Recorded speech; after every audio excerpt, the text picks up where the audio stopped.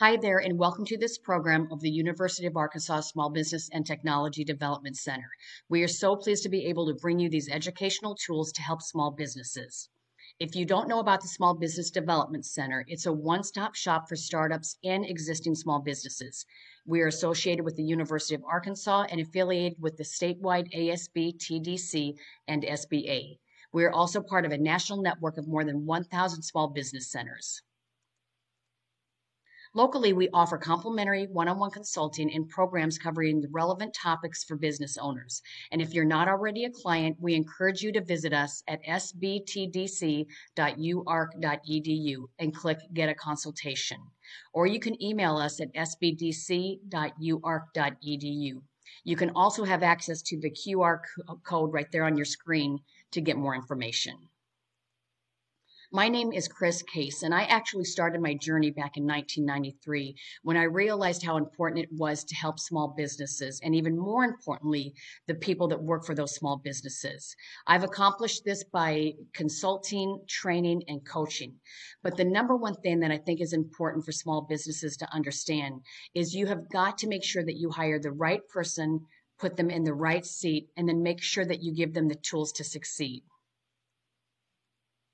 During this video, we're going to talk about how communication affects the bottom line. And a Gallup poll came out and said that we actually have a greater divide in communication style today than ever before. So communication not only isn't important, but different aspects of communication. One of those aspects is the different generations. This is one of the quickest and easiest ways that you can really learn how to communicate better and more effectively with your teams. The generation with the largest percentage tends to most greatly influence your workforce. So they're going to influence how you work, communication, how you lead. Every aspect of your workforce will be really driven by the most influential generation. Now, here's a chart that kind of tells you who that is. So this is a chart by the Bureau of Labor Statistics. You can see back in 2005, the baby boomers were leading the way. By 2010, you can see the millennials starting to catch up. By 2015, they've not only caught up, they have surpassed all the other generations. But what's even more important in 2015 is when 5 generations now are working in the workforce. So it is so important to understand that, because no matter what generation you come from, you're now having to communicate with 4 other generations. And then by 2020, the millennials took a huge lead. So let's meet these generations. Now, the first generation, again, these years might vary just a little bit, but 1920 to 1945 are the traditionalists. What happens in their lives with each generation affects everything. It affects their traits. It affects their work ethic, how they feel about family versus work. So with the traditionalists, they were born and lived through World War II. The Great Depression had a huge impact on them. This is where they were having to go to work and make sure that they brought enough money home for food on the table. So stability was huge for them, and that really drove their traits. They became very disciplined. They were very loyal to the workplace. Now, if you have traditionalists working for you, 2 key things with them is they want to be respected and they want their experience to be appreciated. They have been working and in the workforce for many, many years, and they have a lot of experience, and they want to share that. Vaccines was important to them, and because of, again, of the Great Depression, they're still to this day very frugal. And then there were the baby boomers. So this generation lived through a lot of major events: the Vietnam War, civil and women's rights, landing on the moon. They also were the ones that started to become workaholics. And this generation, what's really interesting is they started to question authority. So it wasn't the old way of leading where you say what I do. They started questioning their leadership. They are very hardworking. PCs came about and they started to take a huge importance with technology. You'll notice when technology starts to speed up, communication starts to speed up. Now, this is also the group that spends the most money on entertainment. And then you have the Gen X. This group was born and raised throughout the Gulf War. What's key in this generation was they lived through the Y2K.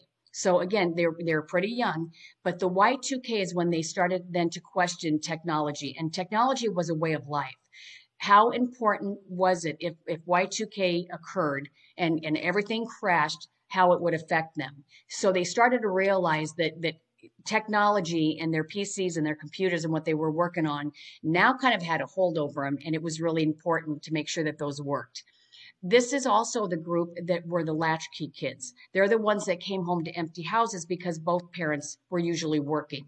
So that really drove the traits of this Gen X. They became very independent, pragmatic. They like to work hard and they also like to play hard. What came about during this generation was the internet, MTV, and mobile phones. This group are still to this day the biggest spenders.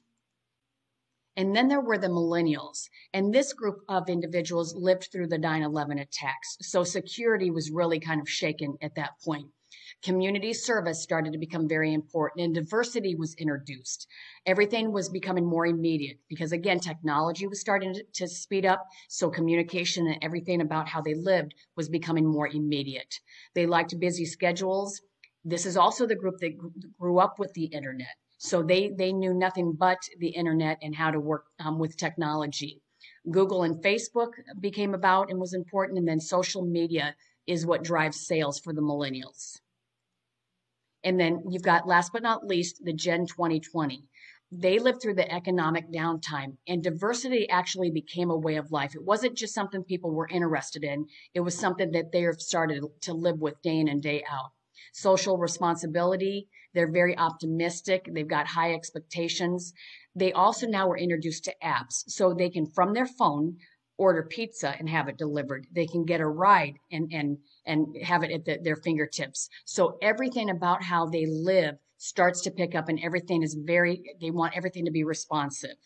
Tablet devices were introduced, and influencers are really key to this generation. So for the traditionals, they're the group, again, that they want to be appreciated and respected. They've got a lot of experience and they want to communicate that. They're the ones that also adhere to the rules, and they really expect everybody to adhere to those also. They prefer to be communicated with in a more formal manner. Even though they're starting to text more and catch up with technology, they still want more of a formal approach. They like face-to-face, and then when it comes to providing feedback to this group of individuals, no feedback is good feedback. And then there were the baby boomers. And remember, they're the ones that started to question authority. So they're the ones that also want their input and their ideas heard even to today. So when communicating with them, let them give and share their information. It's going to be really key in how they feel that the communication is successful. They don't mind communicating about work and home. It does not matter to them. They don't like meetings. This is a group that still wants in-person conversations, especially at work. And again, they're not afraid to question you. So that is their form of communication. It's just natural for them to question. And phone calls is really key for this group.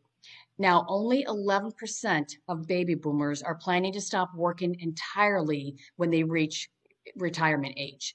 There is a huge gap in how baby boomers communicate versus the Gen Z. So you've got to remember, you're going to have those 4 generations working for you. And as technology started to pick up, the forms of communication started to pick up also.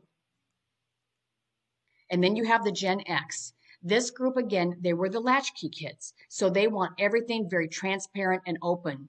Challenging them is great. They like to communicate directly. Having a conversation with them immediately after some kind of a project you assigned or some kind of a disagreement is very key to them. It's got to be relevant. They like hearing feedback, so give it freely.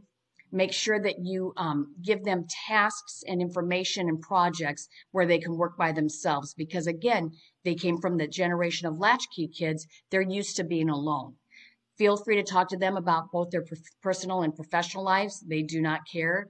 And then email is one of the most important forms of communication still with the Generation X. And then you have the millennials. They're the ones that want to be a part of every conversation and every decision. They have a lot to say. They also want their work to be meaningful. So you've got to make sure when you're thinking about giving them a new project or a new duty, to them it's got to be meaningful. This is also the Y generation. They ask why a lot. They're not trying to be difficult. It is just part of how they were raised. They were listened to as kids. So they still want to be listened to, and they will ask why.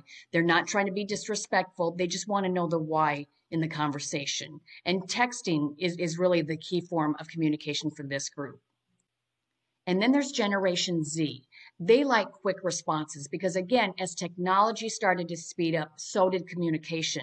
So they have lived in a generation where everything is instantaneously.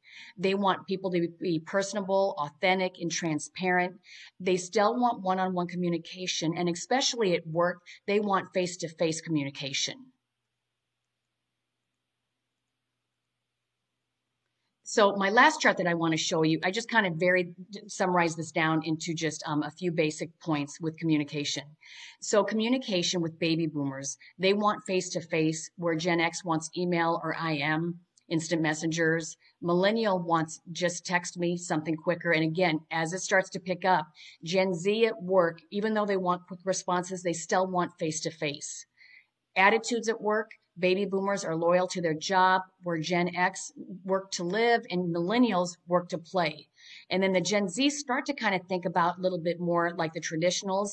They're loyal to their job or their position or their business.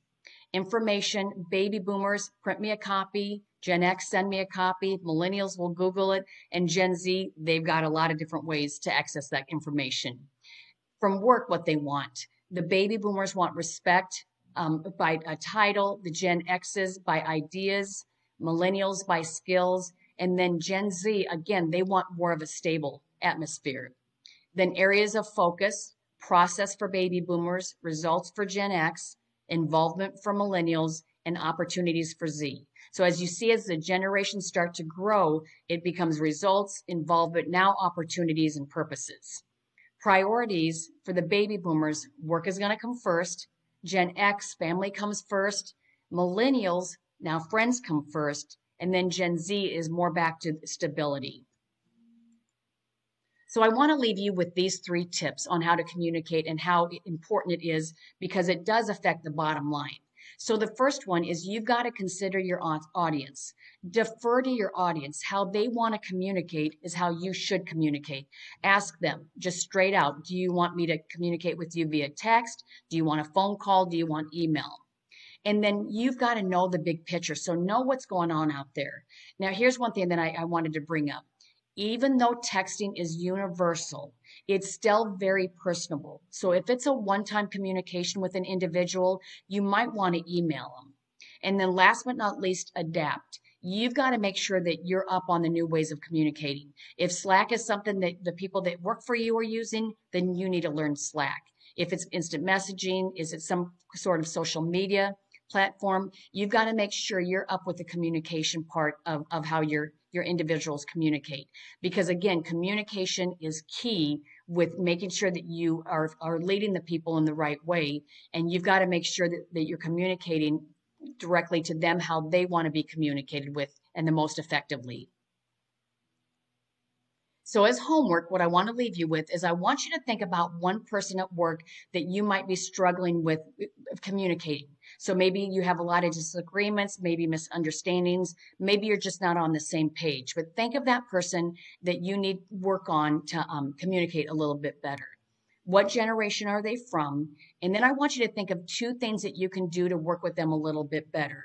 Again, maybe the Gen X's, they want you to listen to them. They want more input on what's going on. You might need to add that to what you can do to help communicating with that individual.